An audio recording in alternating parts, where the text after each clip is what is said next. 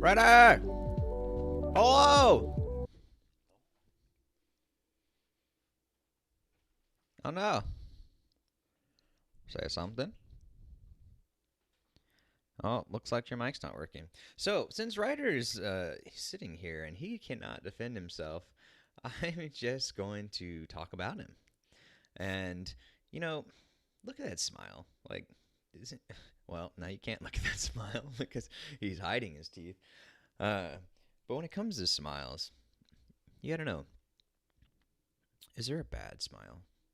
Or are all smiles good? Is a smile still good if it's an evil smile? Yeah, you don't know. This is a show actually where Ryder is completely silent. People have been asking for this show for weeks, and they've now finally gotten it. And so here is where all he can do is respond with shrugs and facial expressions. And we'll have to say bowel movement or reaction to conversation.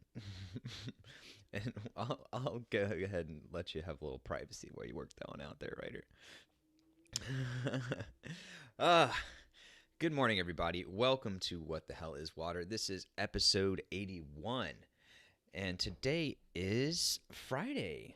Today is Friday, January 28th, which is a very special day for somebody I know. So sending my thoughts their way. And yesterday was Thursday. And we talked yesterday with our guest, Kaylina Cahill. And she's a friend of mine who we went to a conference together back in 2017, 2018. And we met at a Forbes 30 Under 30 Summit. And at that, it was a mix of people who were, a lot of people were entrepreneurs. Some people were just there trying to grow themselves and go to different various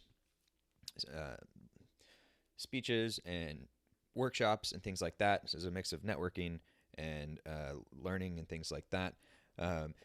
And we met at that conference and we've been keeping in touch ever since. And so now it's been, 4 or 5 years since we've known each other. And yesterday she was talking with us about her entrepreneurial journey a little bit. And actually, more of the discussion we talked about what the last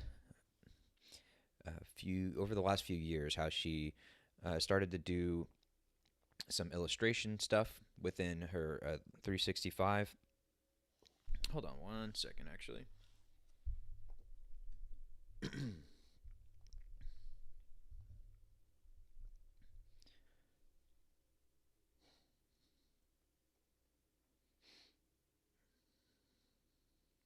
Sometimes you're just having one of those mornings where everything starts to blink on you and your brain hasn't fully woken up. So that's where I am today. So let's go ahead and grab a little bit of help from technology. All right, let's try that one again, huh? So there we are.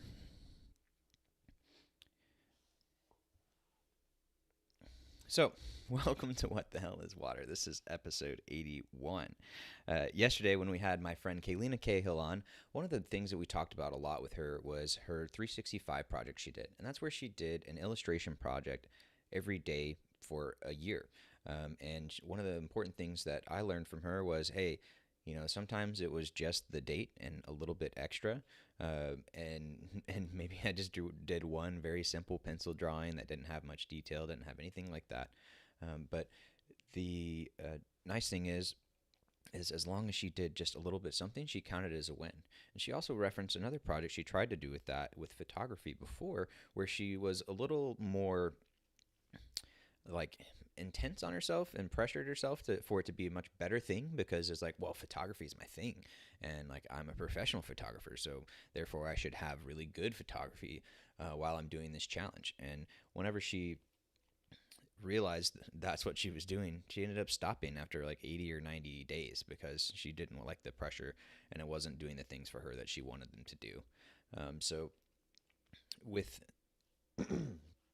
excuse me, in addition to the uh, the illustration project, we talked a little bit about how one decision she made when she was younger, it had a huge impact on uh, the rest of her life, and that was a decision she made, but simply because she wanted to be different than her sister. And her sister had learned Spanish, and she was like, "Well, I want to do something different," so she learned French, and that led to many different things happening in Kaylina's life. And one of those was she ended up traveling abroad in France, um, and has visited there since as well.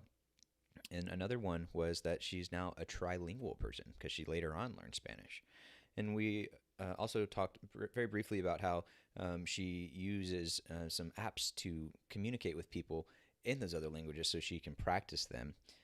And then she said, actually, through one of those interactions, she ended up meeting somebody and making good friends and actually going on a trip to Colombia. And so we briefly talked about, hey, wow, you went to Colombia. Most people think you're probably going to die if you go to Colombia. So we briefly talked about that. But then we talked larger about what photography was for her. She it was really cool to see behind her. There were some prints that she had done from her own projects. One she did was called, I think it was just called the Food Product Project, and she took a bunch of pictures of food, often with colorful backgrounds, often very up close, and it looked very, very pretty. And the nice thing was is she had that now on display in her house to share with everybody else. So we also talked a little bit about the photographic process, and we didn't go in depth into exactly how it worked, but we kind of discussed like, hey, what is it about doing analog versus digital? Like, hey, as we move into the smartphone era, as the phones and cameras do more and more for us, is that a good thing or is that a bad thing? And we talked a little bit about the differences between those. And Kaylina was one of the things she pointed out was she liked the act of still, for practicality purposes, most of the time she's using a digital camera, but she likes when she prints it out because she likes the fact that it's bringing something into the real world. And we talked a little bit about how it's nice to interact with something in the real world and use your hands. And of course, we then referenced Ryder and how he is always touching wood and doing DIY things and how that brings him much pleasure. So that was our episode yesterday. Sorry for the botched recap. Sometimes you on your Friday you haven't had your coffee yet. All the wires are a little bit crossed. But then, all you need to do to bring it back is that DJ air horn.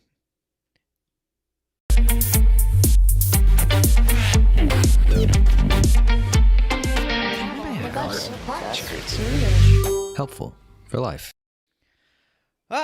Good morning, Ryder. Let's try this time. Is it working?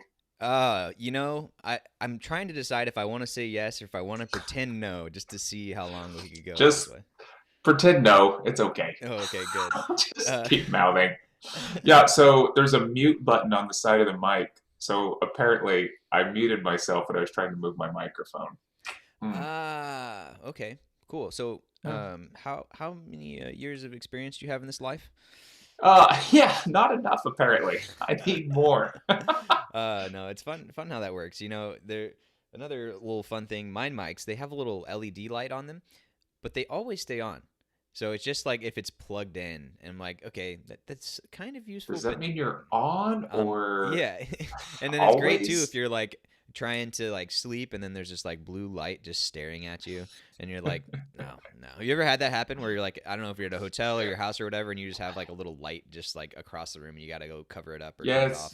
I actually travel with this stuff, Nice. electrical tape, and I just put tape over everything because, yeah, I mean, there's something about waking up at about 3 a.m. and thinking that the room is really brightly lit, and it's all coming from like the DVD player or Yeah. something, it or whatever it is. It's just like the alarm clock is amazingly bright, and you're like, no one needs that.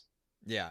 Like, So I gotta ask though, is that the original reason for the electrical tape, or is that just like kind of like your duct tape but a little smaller, or what? yeah, a lot of people like I always carry a knife and duct tape with me, or maybe electrical tape just in case. So, I guess, it travel, could be a I lot of scale things it like down. Mr. MacGyver, right? Like you Yeah. could turn that into a condom if you needed to, maybe. trash bag, Yeah. gag, Uh, blindfold, lots of things. you know, yeah, I haven't thought of some of those. Mostly it's Sure, sure. nipple Nice tape save. for when Nice I'm save. running. Yeah, For when you cut actually, yourself to be a little band-aid. no, oh, no, no. I go full duct tape for that, man. Oh, okay, Super good. glue, spit, Never go you full know. duct tape. Well, good No, morning, Ryder. How are you doing today? yeah. Oh, geez. Yeah, one of the reasons I'm remote is I was walking out to my truck and there is smoke coming out of I guess it's the fan motor condensing coil unit on the outside of that house for the air conditioner unit. So anyway, I had smoke shooting out of the air conditioner unit and it was just like, well, that's not good.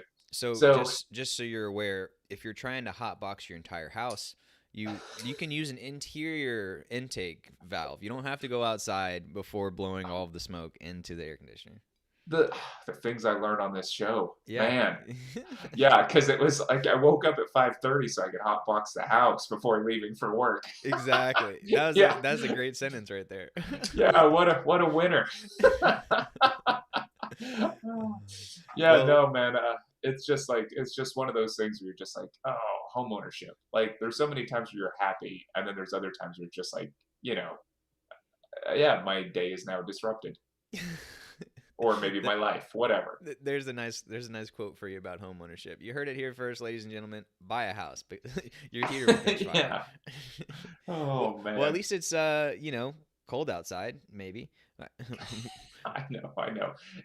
This never happens whenever the weather's nice, right? So, Yeah. Well, yeah, hopefully it'll warm up here before too long, and 41 ain't too bad. We'll be all right. We'll survive.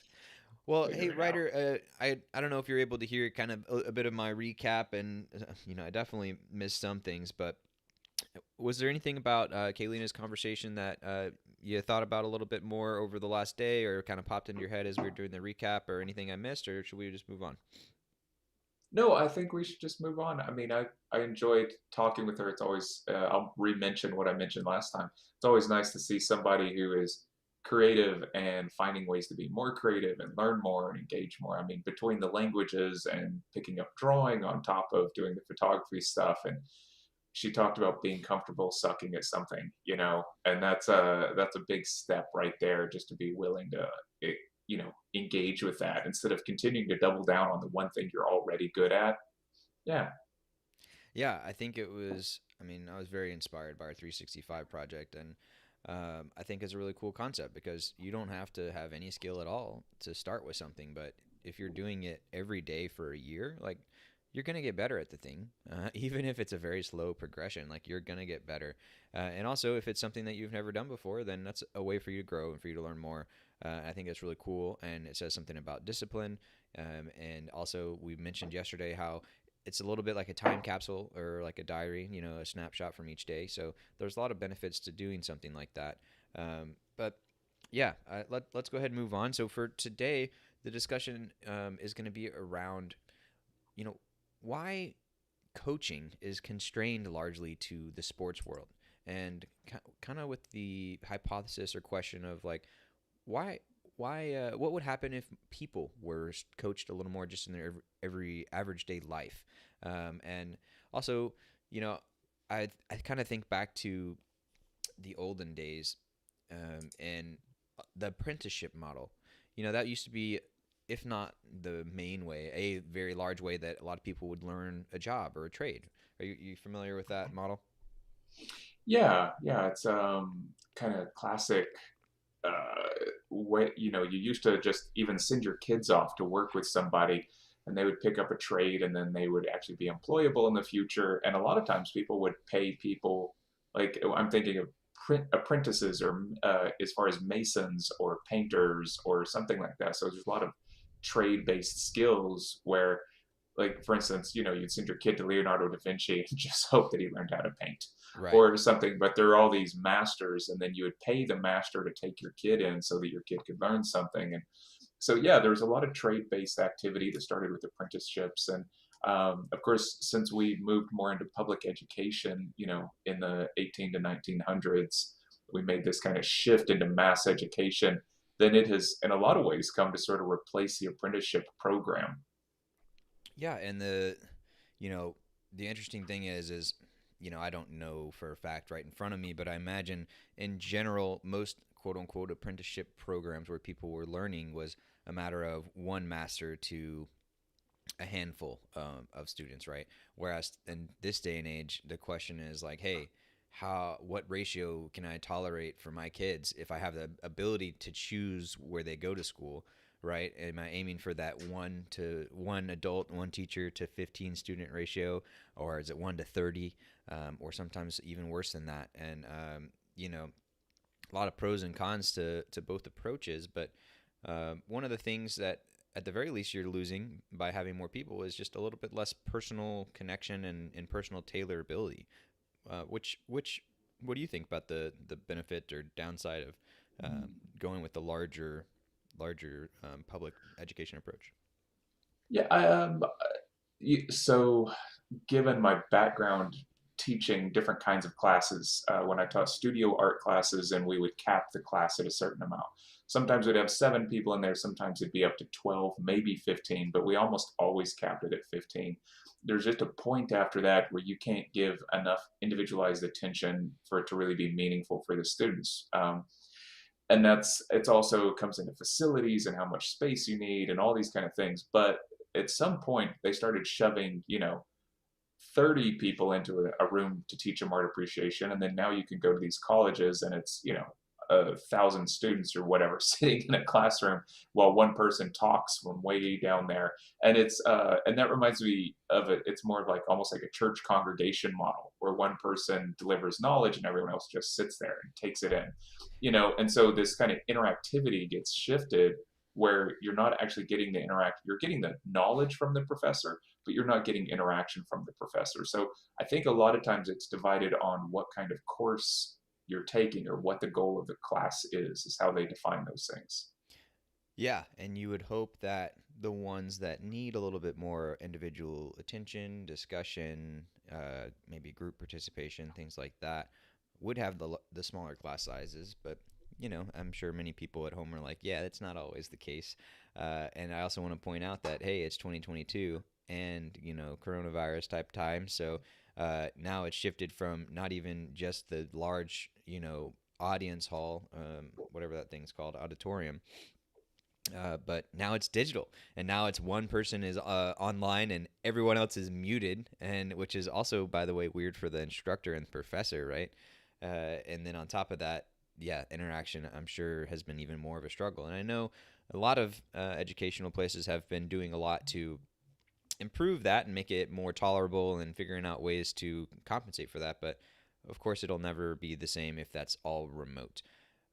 So, but we're talking about that and kind of the education side of things. Ryder, what was your athletic coaching? I guess let's start with what sports balls did you throw or touch or fondle? Over the Yeah, years. but under the bleachers, I fondled so many. No, well, let's see. Started out, basketball was always my kind of first love, but I also played baseball and football and golf and ran track. Wow, that's quite the list. That's very impressive. So that was at least five. I think that's a pentathlon we're gonna have to host now to see Ryder perform all of these things. It's not going to be pretty. So okay, so as you were doing those, were those through like on through school or through outside of school, and were they on teams? When I was younger, of course, there's outside of school because I didn't have team sports until you got to junior high, and then you move into junior high, and then that was I just play all the sports there, and I think a lot of it was our parents just being like, "No, there's no way you're coming home before 5:30. Like, just just stay at school and Any do excuse something for you else." to be Yeah, over there. I Nice, I like it. know. No, Do I you? mean, I think that probably was a factor in the decision making. Is like I remember at one point my dad being like, "You're either going to play sports or have a job," like, and that was it. It's just like you're not going to be sitting around the house doing nothing at 4 o'clock. Yeah. Do you think that that stuck with you today? Yeah, it seems to stick. Yeah. Yeah, the work ethic and the idea of like staying busy and keeping yourself occupied, all those things. I am pretty good at all that.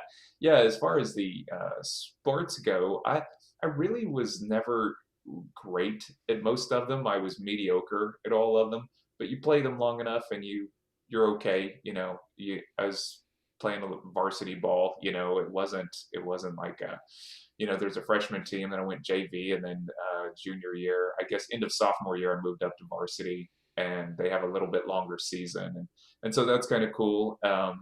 So yeah, I was good enough to actually like play. I wasn't good enough to do a whole lot else. I wasn't an all-star or anything like that.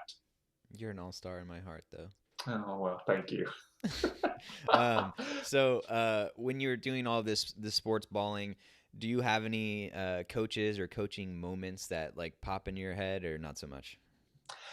I had this Coach Brown. He was kind of a crazy guy. He would talk about carrying a shotgun around to scare off the other teams from spying on us with planes and stuff. So planes would come overhead and he'd shoot at them, and Nice. it's just crazy stuff like that. But I Just to remember be clear, having did a. he actually carry a shotgun and shoot at the planes? Because I wouldn't be I surprised. never saw it. These are just the stories Okay. that I hear about him. They're like Right, he's crazy. writer's school where he got in trouble for bringing a BB gun, but the track coach Right. is playing skeet with airplanes. Yeah, it's so weird. I always wanted to be a grown up after that. It's like grown ups get to have all the fun. Right. well, um, well, when it comes to coaching, the thing is, it's interesting to see. It doesn't matter how old you are. If you don't have a coach, you don't realize a lot of times what you're doing wrong. And this is this is never more apparent to me than when main two times I see this are one when I'm playing Rocket League, which people are like, oh, that's not a sport, that's a video game, but it's a sport too. Maybe if you want to call it electronic or video game, whatever. Um, but then the other one is soccer, and I play in an over 30 because I'm still young and spry, but not quite as old and spry as you. Is playing an over 30 men's soccer team once a week, and it's interesting to see the things that people do and see the things that people do and don't know, and then there's also a lot of things that people know but they don't do because they just aren't aware of it, and they're like in the game, right? They're in the zone, they're focused, they're doing the thing, and it's like, one of my favorite things that happens is someone will make a mistake, right? And maybe it's even that person, but then they'll just like throw their hands up and they'll just like stop playing altogether. You ever play with anyone who does that type of thing? oh man, yeah, I think so. Yeah, there's so many moments like that. I always thought that sports was really revealing about who somebody actually was, right? Like how they move through the world. There's the people that pout. There's the people that throw elbows. There's people who are a good sport about everything. There's the people who talk trash all the time. They use their mouth instead to get into you because they can't just do it, right? And then there's the people that are amazingly skilled and they talk trash just to rub your face in it. And, Yeah, and so yeah. there's just all different kinds out there. And you just learn a lot about how somebody treats you and what they say and how they behave as a person. And I thought it was always a good testing ground. Of course, you learn all these lessons the hard way. You learn them because like I wasn't super great at everything, so you just sort of get to watch. You go, oh, this guy's actually quite a bully, and then well, how am I going to react to that? And sometimes I would just take out his knees, and In teach him not golf, to be a right? bully. Is what you're talking about. Yeah, in golf. Yeah, I got really good like that little worm burner shot. Just Yeah. take him out at the ankles. Yeah, I'm yeah. hit. Oh, but that was the interesting thing about the coaching too, is the coaching was to keep you because you get passionate when you're out there. It's physical, you get passionate, and sometimes the coaches could reel you in, or you could have a framework or a play, and then you could be sort of reliant on that external thing that was happening or that other motivation to sort of pull you out of your head and get you reassigned into your role in the team. There is something about losing your cool out there and getting way too focused on one person. Like, I'm going to take that person down. That's like that kind of drive shows up in football. And I remember having coaches that at times would motivate that, right? They'd motivate that passionate drive. Like, you will be in on every sack.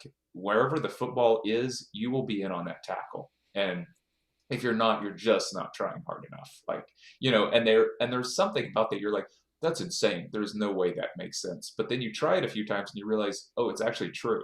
You can be in on every tackle if you're playing football. And if you're Yeah, not, you're really just, maybe there's some, examples where that doesn't work, but for the most sure. part, that works. And so there's something about the irrationality of sports that I also find interesting. And I think a good coach can sort of bring out the irrationality and somehow shape it. And I think that's crazy stuff. Yeah, well, the thing is that happens, and admittedly, I will say I'm a man, and I've played largely sports with men, and so there is a little bit of differences, I think, on average between men and women playing sports, which we won't get into that today, but I'm just acknowledging that some things may be a little different for women, but for men, especially as you get older, well, what happens is you get out of organized sports where you have a coach because you're no longer, under 18, and unless you're going professional, like there's usually not coaches. There is a little bit of an in between where there's kind of like the semi-pro type of thing, but that's not most people, right? You kind of end up getting into pickup games at the gym or at the local park, or maybe like me, you get into a league where you're playing. Sometimes it's with buddies. Sometimes, like for me, this team I'm on, I was a free agent. I moved back to town and I wanted to play some soccer. I didn't know anyone who had a team, and so I just put my name in the ring. I was like, all right, I'll be a free agent. I'll play on whatever team. We'll see how this goes. And it was my first time being in an over 30 league, so that was interesting. One thing that is nice in general about an over 30 league is, it's a weeknight league, and it's not like semi pro. So the nice thing about that is people recognize it's different than if you're like grinding and you're trying to play in a college game or a pro game or whatever, and it's like if there's going to be a ball where it's like, oh, we could get in and I could win this ball really hard and maybe rip out your knee and like go in hard, it's like most of the time people are like, no, this is not the time and place for that. Like that may make sense in like an intense competitive like real thing, but we all got to go to work tomorrow. And so generally that is the attitude for most people, but every now and then you get someone who so on my weeknight leads, it's actually indoor, and you get somebody who basically checks you into the board like a hockey, and I'm like, bro, what are you doing? Like this is an over 30 league for no money, no nothing. Like, chill out. Like, you're killing me. Come on. Yeah, it is interesting to sort of wrap it up in this this is just a game. We're just out here playing so we can move around and have some camaraderie.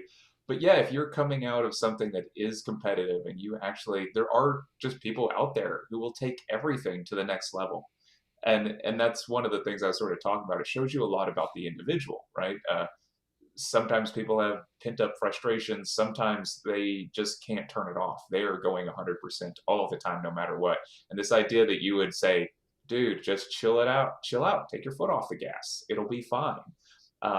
It's like they just haven't figured out the regulator. It's either A or B, right? It's on Right. or off.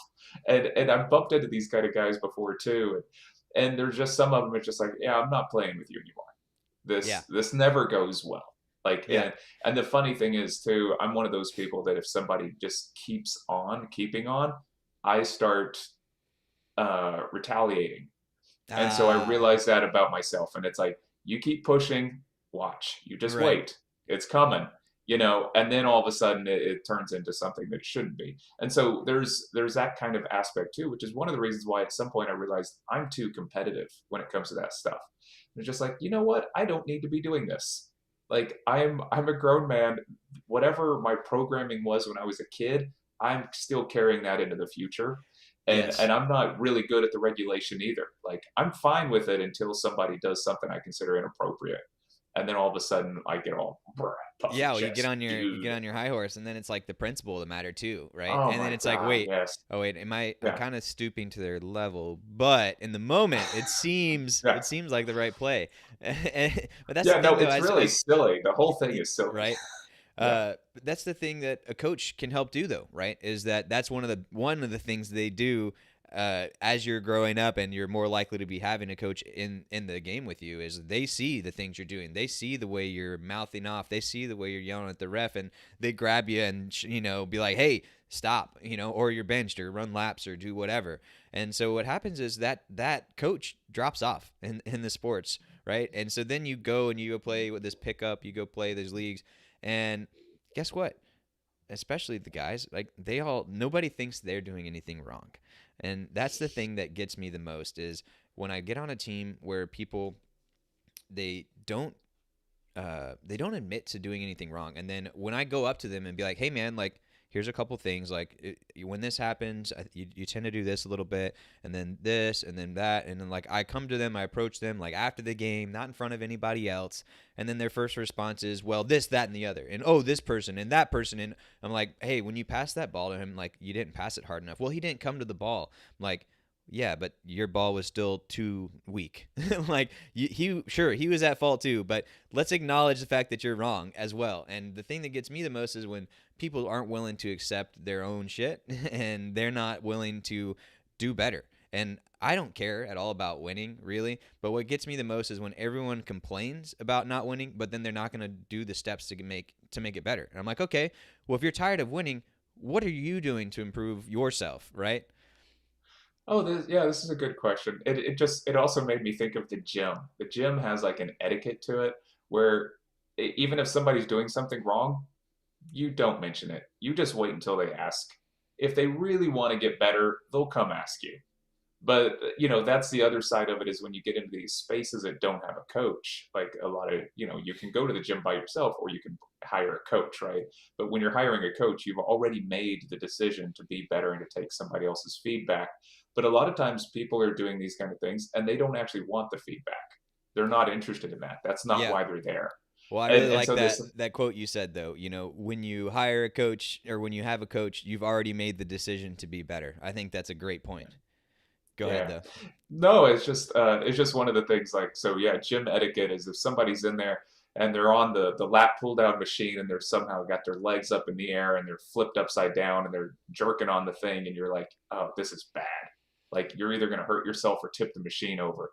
Like if you go, you need to address it, but when you go over there, you have to be so cautious because it's such a usually with guys it's a very puffy machismo kind of thing to even go to the gym, and a lot of people are going to the gym because they already don't feel good about their body, right? And they're trying to like you know engage in something else and appear a different way and feel a different way. And so it's just there's these kind of battlegrounds of how you approach those things. And if I would say, and I'm going to just slight tangent here, but if I learned anything from sports, it's mostly how to engage different people in different situations and see where they're coming from and be able to find a way to talk with them that is not intrusive. And and I think that those are some of the fascinating things. Each one of these each sport even has its own kind of culture and its own sort of club and its own sort of rules, and sort of navigating all that might be the best lesson I think you can pick up from sports. Like of course there's camaraderie and team and physicality and all that, but yeah, Yeah, as well, far as moving forward.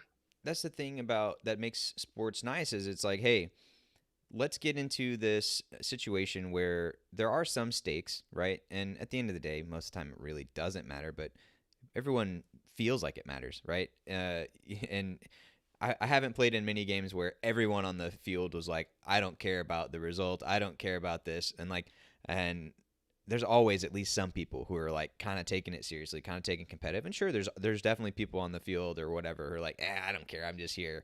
And of course, there's like beer leagues and things like that where that's more prevalent.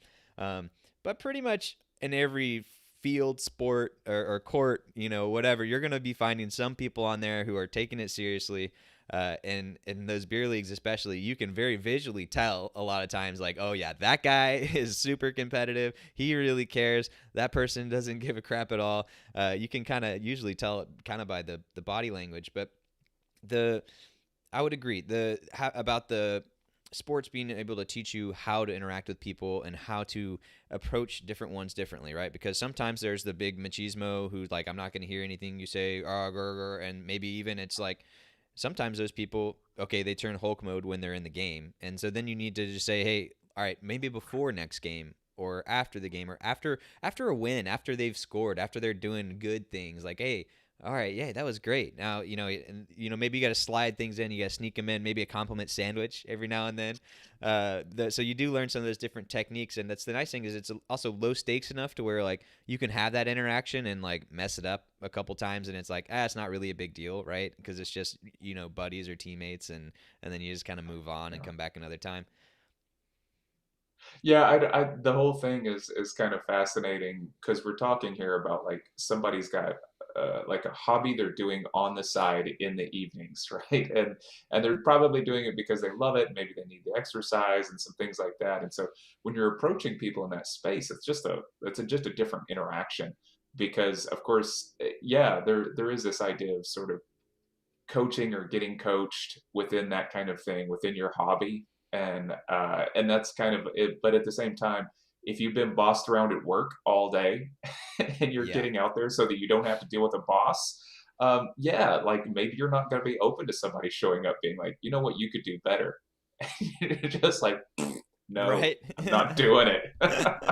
Yeah, there is a lot to consider, and a lot that has happened in everyone's day, especially when usually these sports are happening in the evening, right, on a weekday. Right. That amplifies it a lot too. Maybe the vibe is a little different on a Saturday right before everyone goes to brunch or something like that. So that's a good point too. That was one thing about. I played in a beach soccer league when we lived out in Los Angeles, and afterwards everyone would go to brunch, and the winner of the game would get a pitcher of beer for free. And it's like, okay, that's a cool vibe, and it was also like a social club too. So it was nice, where a good mix of like the competitive and the social, and very tiring running in sand all the time. Yeah. But hey, one of the big lessons for me with coaching, and it came very apparent when I started playing Rocket League, and when I started playing Rocket League on a team, and we started working together, trying to do better, trying to win these games. And the interesting thing about Rocket League versus a traditional sport is the only muscles you're moving, the only sweat you're doing is from your hands and from your like intensity in the game. Whereas in soccer, like you have to run up and down the field. In this game, which is kind of like soccer except with cars. That's just the really simple. The definition is not worth mentioning more. The you aren't physically having to do things, and so there's an interesting thing that happens is you don't have the feedback loop of, hey, I just ran all the way over there, and then I missed the ball. Was it worth me expending all that energy because now I have to run all the way back? Well, in the video game, you don't have that thought because you're not like sweating, you're not doing anything. So you see things like even at like the highest level, you see these people who are basically just like running all over the field, chasing the ball, and like a bunch of 5-year-olds playing soccer or something like that. But that behavior hasn't been trained out of them because they didn't have to worry about their physical stamina. So that was an interesting Huh. observation I had. Yeah, yeah, no, that's a really good one. Our coaches were always trying to train that out of us. They were trying to train the laziness out of us to make sure we were always hustling to go to the ball, right? And it's funny in the digital realm, you have like the opposite problem. Right. It's like everyone Right. can just be at the ball all the time, running around because you're never tired. It's just your thumbs, or Yeah. whatever. Well, Yeah. another cool thing that happened when I started to get into that was it's a digital world. And so after every goal, there shows a replay, and you can actually save the replay of everyone's car positions and ball positions throughout the entire game. And you can fly around a virtual camera and you can watch the entire game again, which is interesting. But one of the things that makes that interesting is it allows you to get immediate feedback if you want it. And that's one of the biggest pieces of advice that I've learned because, of course, I'm the nerd who's gone online and tried to figure out all the best ways to do things, learn things, do things better within that video game. But one of the biggest pieces of advice is, hey, if you want to get better, watch your own replay. And it's like, that's actually a really powerful thing. It's like, okay, I can see what happened on that play. I can see where I was. And of course, I can see all the other people and all the other things they did wrong. But I can also see, you know what? If I had been over there, I would have given myself a better chance of saving that ball. Or, yeah, he was wrong there, but honestly, if I hadn't been there in the first place, it probably wouldn't be a big deal at all. And so there's something about being able to, one, have that feedback and see, but it's also about the immediacy of it. Like, especially if it's like right after a goal, you can see, like, oh, all right, yeah, I thought I was in the right there, but clearly I wasn't. Something about that immediacy was really valuable. Yeah, we didn't. have that as much in the sports I played, but the next day we always had to show up and watch game film. So we would spend I didn't know they about had slide 3 reels of hours. that. That's impressive. Yeah, actually, there were drawings. We had Yeah. people with easels wearing, well-boned skirts, Nice. drawing. Yeah, the cheerleaders wearing well-boned skirts, maybe, and making drawings. Why not? Let's go all the way crazy with it. I like it. Yeah, we'd come back in and watch game film for about 3 to 4 hours the next day, and it wasn't immediate, but you could line up how you felt and how you played.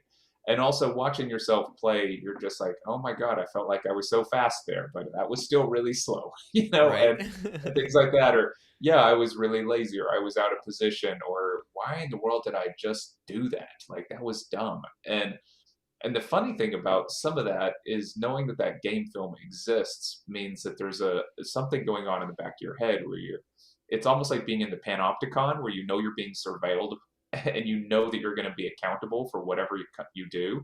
And so even while you're playing, there's this kind of thing. It's just like, you know what? There is an eye watching me right now. And yes, I could shirk my responsibility and not go chase down that ball, but like I will have to then answer for that tomorrow. Right. And that does not happen in casual amateur sports. But No, I no. will say that is an interesting thing is my soccer games do have a camera, and so I have thought about like, hey, you know that time you bitched at so and so for this thing? Well, what are you doing over there? Like, is that? And it's like, yeah, there's something about the actual situation existing outside of yourself being able to be examined after the fact by a non-biased party, right? And that's one of the things about having a coach. I can't help but also think about the value of having a therapist. A therapist is like a coach, an emotional, maybe spiritual coach, um, because they are a non-biased third party who wants the best for you and who has the experience and the tools to be able to help you improve in the way you want to improve, to do things you want to do. And then when it comes to sports, sure, part of that's probably winning, but part of that's also you becoming better as a player. And so one of the things that is interesting to me is the fact that that does not exist that much in the average person's life, when it comes to just their lives, right? I mean, like there is a term life coach, and there are some people who do that, but I mean, I feel like I've maybe met a handful of people in my life who've actually done that, and I also run in the types of circles where those percentages are probably higher. But I don't know how many people you've run into that have had a life coach. No, not a whole lot. It's almost none, really. Yeah. It's maybe, man, now that I'm really thinking about it, just kind of like it might be zero. It might be zero. Like I hear about life coaches and I hear about this. Like even the number of people I know who go to therapy on a regular basis is very small. And there's something I've been kind of bumping into reading something the other day. It was about sort of this idea of being free. Like we talked previous about if our urges are to avoid discomfort, then if that's our baseline evolutionary status, well, it's uncomfortable to have to keep engaging and bettering yourself or perfecting yourself. And it's much easier to just sort of say that, well, these are my urges and this is who I am. And then you just keep falling downhill, letting your urges or preferences or inclinations direct you rather than actually sort of like going, you know what, this isn't the direction I want to go anymore. And now I'm going to have to push myself back up the hill. And becoming a life coach or having a life coach is saying, I need help pushing myself back uphill. It's going to take work, it's going to be painful. And most people are more interested in avoiding extra work or discomfort. And we all think that it's like, I'm free and I'm actually the best person I can be right now by just engaging in whatever the heck I'm engaging in. And this idea that you would add extra pain or stress to your life seems ridiculous, right? Like, why would you do that to yourself? So I Yeah. think it takes a certain kind of person to like I think there's also a confusion there of what it means to sort of be free and what it means to have liberty, like being liberated from something versus true freedom when freedom incurs actually responsibility, while liberation is just being free of things, of responsibilities and duties. So flipping how those work and how you think about them, I think is also a key. Yes, and I just want to make sure to acknowledge you said duties because it's my duty to do that. Thanks. But you're welcome. But yeah, there's a lot there, and those are some very good points. And I think one of the things I want to focus on is how, when you have a coach, inherently they're going to be pointing out some things that you did wrong, right? And I think the first kind of guttural instinct, the caveman brain is like, yeah, avoid that, avoid the discomfort. But then you start to look at, okay, let me look at who is successful, right? And that could be in sports, that could be in life, that could be in business. And if you pick any one of those people, you're going to look and see, you know what?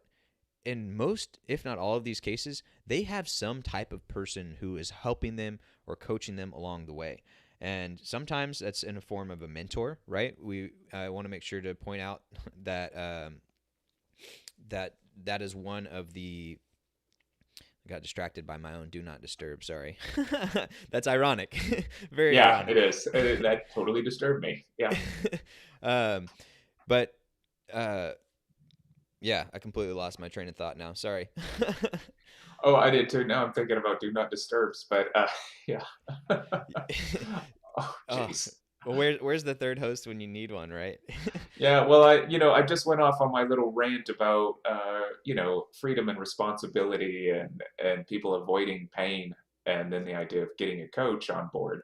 Yes, And and yeah, then when you have a coach, it's like, okay, you have that short term pain, but there's long term gain. And then I was saying, when you look at anyone who's very successful, right? You look at top CEOs, you look at top athletes, you look at top whatever. Like, they have someone in their life who is coaching them, who is helping them, who is mentoring them. So I wanted to point out that mentorship is one form of coaching, and that's probably the closest thing I would say that I think some people I know have to a life coach. But usually that mentorship is very informal, often not very structured, and often doesn't have a lot around it. It's just like, oh yeah, every now and then we meet and we talk about things. But yeah, what's your what? How much have you mhm. brushed up against mentors or mentorships?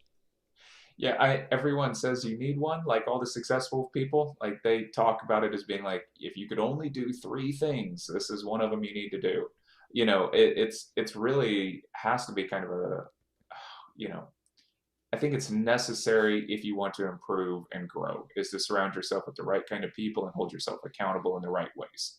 So I think all those kind of things, if you're actually going to change your behavior, if you're not and you're not interested in it, well then, having a mentor that you're not going to listen to, who cares, right? Because that's another thing that we find is a lot of people just will follow these. Well, they said to get a mentor, so I got one. I don't know why things aren't working. I did all the right steps, and it's like, yeah, but just purchasing a mentor is not actually doing the work. So there's these kind of little loops that we get stuck in there. Yeah, I think it's something I've thought about, and I've thought about like who are the people I look up to, and it's funny when you start going like, well, I mostly look up to people I listen to on like podcasts, and I'm like, that's a cop out. I need like real people in my real life that I engage with. Like, I don't need to just be like, who I really like is Abraham Lincoln. Man, I mean, and a lot of people will sort of do this. Oh, Voltaire was great, and it's like, well, you're not having conversation with them. You're having conversation with your words or your idea of who they are. And so trying to find somebody that's nearby, that's like flesh and blood you can interact with, I think that's valuable. Yeah, I mean, I definitely think there's value as well in having some of those, if you want to call them an idol, or a virtual mentor or whatnot, where they are some person who's, you know, whether they're alive or dead or whatnot, but they're not someone you would meet in person or will maybe ever meet in person. There's certainly a lot of value in receiving information and coaching from them, and especially if they provide ways for you to do things and frameworks and stuff like that. There is value in that, but I also want to point out that I totally agree with you in that there is not a replacement for finding some people like that who are in your real life, and who you can interact with on a regular basis. I think there's a lot to be said for that, and I encourage a lot of people at home to, or all the people at home, to do that. Find someone who's near you. And oh, by the way, there's one of the big things I've learned about expertise in teaching as I got into this online space is that you don't need to be coached or mentored by the best of the best, right? You just need to be coached or mentored by somebody who knows a little bit more than you. Because as long as they're helping you go in the right direction and they're helping you stay on track, then they're helping you do what you want to do. Which also I can't help but think about the things Alexander says all the time, which is you need to know what you want to do and where you're trying to go and what you're trying to accomplish before you can get everything aligned to shape and go the direction you want to go. Like kind of like you mentioned, you can't just buy a thing and it be done. You can't just have that magic pill. It's like, yeah, you buy a mentor or a coach, and then you need to say, all right, hey, here's what I'm trying to do. Here are the things I'm trying to achieve. Here's the things I'm trying to accomplish. How do we get there, right? And a good coach or mentor obviously will help you through that process, but at the end of the day, you, the person, are going to have to do some work. And that's a big thing for us at Helpful for Life is within our mission, vision, and purpose is like we empower you to do the best thing for you. And at the end of the day, we're not going to be the ones who can choose that for you. We're not going to be the ones to take the action for you. We're just here to give you the information, show you the way, give you the frameworks, things like that. And at the end of the day, you're going to have to be the one who pulls the trigger. You're going to have to be the one who does some of the work. Otherwise, you're never going to get the benefit. Yeah, it's just when we're talking about sports, going back to that, there's something about putting in the reps. 365 challenge. We talked about that yesterday. It's the same if you don't do it yourself. Like it is weird. It's almost like we think if we hire a coach, then maybe they'll do the workout for us, and I will somehow get the muscles. And it's like, no, it's not going to work like that. You're not going to build the skills unless you physically perform and get in there and do it. There's something else we were talking about the other day that was embodied knowledge, which is that your body actually holds on to things. And so you can have mental frameworks, but there's also sort of emotional and physical frameworks or, sort of pathways within you that can help you remember things and develop sort of memories and skills and instincts. And so, yeah, you don't form those by not doing anything. Your body is kind of slow at picking up on things versus your brain. So, and your emotions too. Your emotions are much slower at processing things than your brain is. So you got to spend time working on those. Yeah. And one of the guys who I've liked as a remote coach, a remote mentor, if you will, and I've learned from his books and his frameworks and things like that, is a man named Donald Miller. And the thing he's most well known for is something called the Story brand. Are you familiar with him? Yeah, I'm on his mailing list and Oh, I've seen nice. a few of his videos. Yeah. Yeah. So, just real briefly, the Story brand, his whole concept is that he's big with marketing, and the whole concept is you should tell people stories, right? And if you are a company, your job to market yourself is to tell your story and to position your clients, the people who are buying things from you, as the person who's going through life, the Luke Skywalker, if you will. And then your job as a business is to be their mentor, their coach, to guide them through whatever it is that you're trying to help them with, to help them achieve the ultimate thing, like defeat the evil, become the better person. So you're supposed to be the Yoda to their Skywalker. And so that's real briefly what he does. And he just came out with a new book called Hero on a Mission. And I just shared a link in the chat to a 15-minute podcast by him, which is called Becoming a Hero on a Mission, Creating a Morning Routine That Gives You Meaning. And in this podcast, which I think it's first of a 3-part series or something like that, or maybe a 6-part series, he is kind of covering some key points and takeaways from his book. And in this first one, one of the things he mentions is that he got more done from the age 40 to 50 than he did in the 40 years previously. Do you believe that statement? Yeah, I do. That would just, leveraging all that knowledge that you have and actually putting it into action.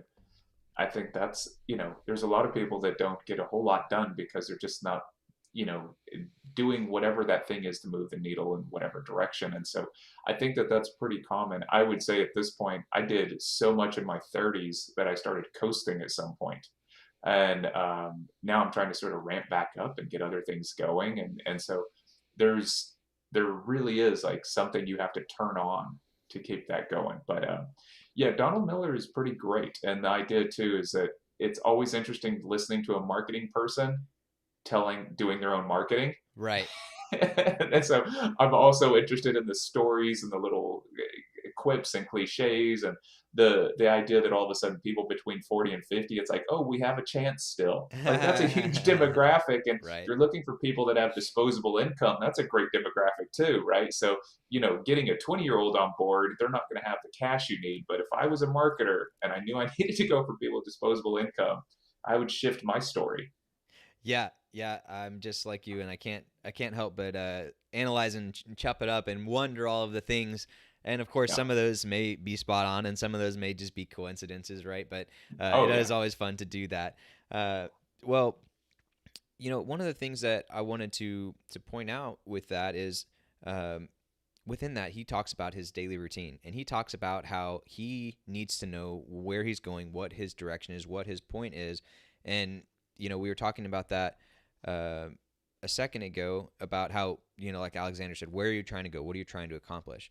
And he said that the value for him of, he actually has an exercise where you go through and you make this plan and you do this stuff. Well, then what he does is, every morning he looks at that plan and he says, Mhm. okay, as a reminder, this is where I'm going. This is what I'm doing. And he said in this podcast, he said, you know what? I came back on Monday or whatever, and it had been 3 days since I looked at it. And I already had forgotten like exactly what was going, or exactly what I was trying to do. I got distracted and I was doing this other thing.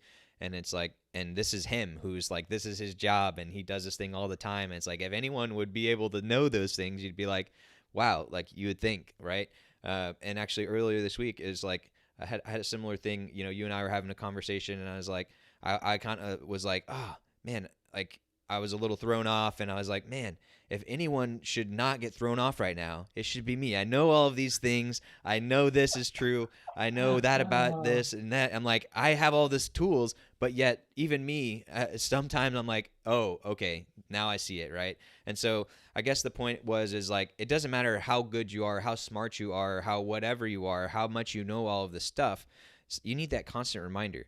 And if you don't have a coach or someone in your life who's helping you do that, one of the ways you can do that is by making the plan and then looking at that plan every day. And Danielle shared something with me earlier this week. She's like, hey, for people having trouble focusing on something, we've talked about the idea of time blocking and how powerful that can be.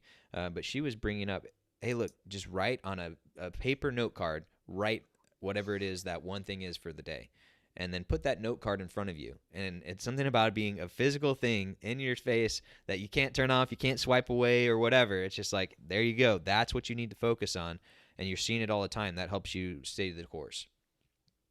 no, that makes a lot of sense to me. And it's yeah, we're very distractible. Not only that, but if it's something difficult or something that might feel tedious or boring at some point, your emotions and subconscious will start taking your rationality and turning your rationality to, well, I don't really need to be working on that. I need to be working on that. And we come up with great excuses for those kind of things. So I think that's just sort of that elephant rider syndrome, that we've talked about before. Are you the subconscious being the elephant, and then we're on top trying to say, no, we're going this direction. And then our subconscious turns and we're just like, no, no, I wanted to go this way anyhow, right? Right. When we just rationalize and pretend that that's really not important, but having to come back to that reminder over and over again is like, oh, I keep forgetting what's important. And I think that that's very key. It's one of the maybe key jobs of having somebody like a coach or a mentor, or even having life goals or a checklist in front of you, all those kind of things, because we're distractible creatures, and we're in an attention based economy right now that tries to steal our attention and tries to distract us. So, how are you going to keep your focus? You got to find ways to do it. Yeah, absolutely.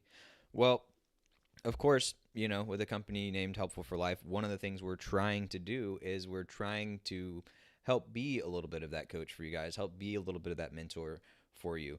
And the beauty of what we're doing is that we can teach you in any one of these areas, right? We talk about DIY stuff, we could talk about cooking stuff, we can talk about purposeful living stuff, we could talk about sex, we could talk about drugs, we could talk about all of these things that you do in your life that you've probably had little to no education on in a lot of these, and also you definitely probably haven't had much coaching.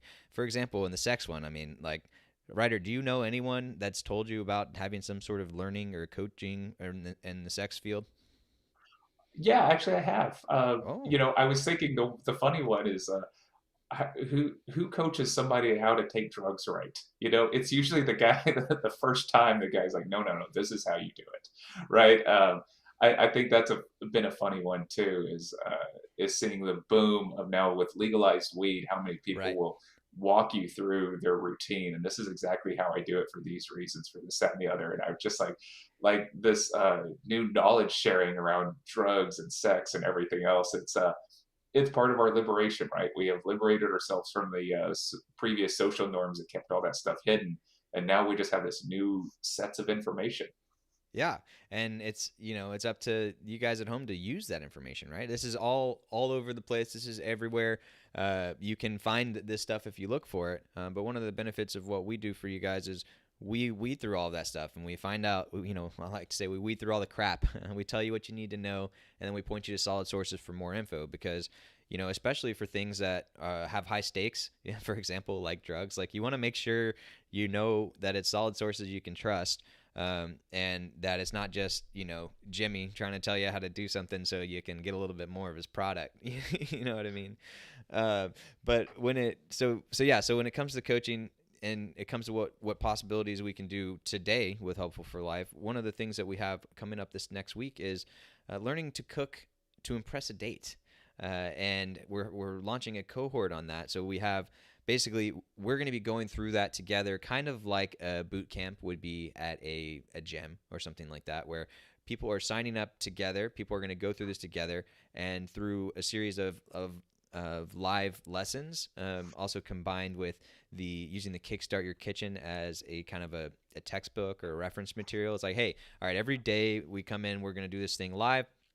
You're going to learn something new about cooking, and not just cooking, but how do you do it in a way that is fun, it is tastes good, and if you want to use it to impress somebody else or just yourself, it's a great way to do that.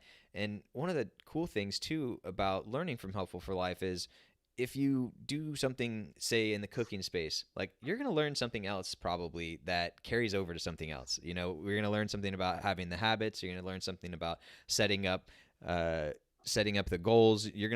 These things will start to bleed over into other areas, and the more you interact with Helpful for Life, the more you'll kind of have these cross pollinizations where, hey, I thought I was learning here about sports ball and seeing Ryder take people out at the knees in a golf game.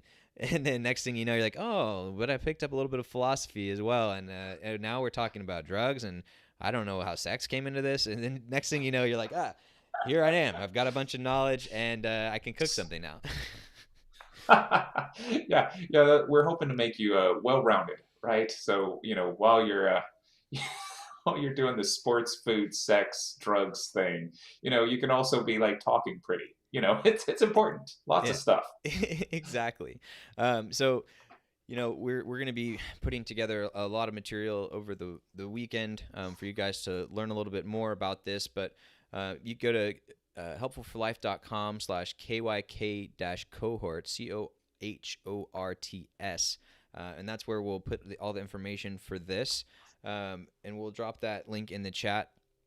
As of right now, I think that website may still be in draft mode. So if you're listening to this live right now, it might not be anything. But later today, that will be up and ready for you guys.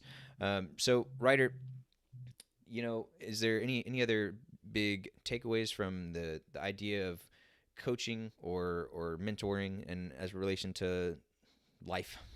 Or you think we're good for today?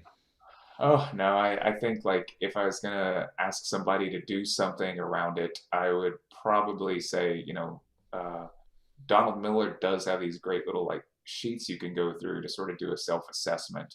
And I think if you sort of start with something like a self-assessment to figure out what your goals are, you can use that as kind of your self-mentor coach along the way until you can actually step up to the spot where you're finding a mentor or coach. Yeah, I think that's a great challenge for the day. So check out some of Donald Miller's stuff. You can also look up Story Brand, and the nice thing about this is if you want to put it on as an audiobook, you can probably knock those things out pretty quick. Or if the whole book is like, I don't really want to get into that, he's got podcasts as well that you can listen to. Like I mentioned, the one we shared just now is 15 minutes, and in case you haven't tried it before, you can listen to things at a faster speed than 1 times. Some people listen as fast as 3 times. 1.5, I feel like most everyone can do, and a lot of people listen at 2 times speed. So that means for 7 minutes of your time, while you could be on the toilet, you could be doing your dishes or whatnot, you can learn a little bit about this and decide like, hey, do I want to intentionally make something better about my life? Do I want to try and do things better? And yeah, for everyone, the answer may not be yes, but that's also one of the benefits of like, hey, if 99.9% of people do not have a coach and are not trying to do things better, how much do you think you're going to put yourself in ahead of these other people by just taking that step and saying, hey, I am being intentional about this. I am trying to get better, and I am going to figure out what I want to do, where I want to go, and then I'm going to engage with people and with companies who can help me get there, right? And so by working and doing some of these exercises through Donald Miller's company and by working with Helpful for Life, you guys can get there. You guys can get better. And then maybe one day when you grow up, you can play in over 30 league and take somebody out behind the knees and see how they like Good that. times. Yeah, yeah. Well, with that, Ryder, you have a wonderful weekend. Happy Friday, everybody. Ciao for now.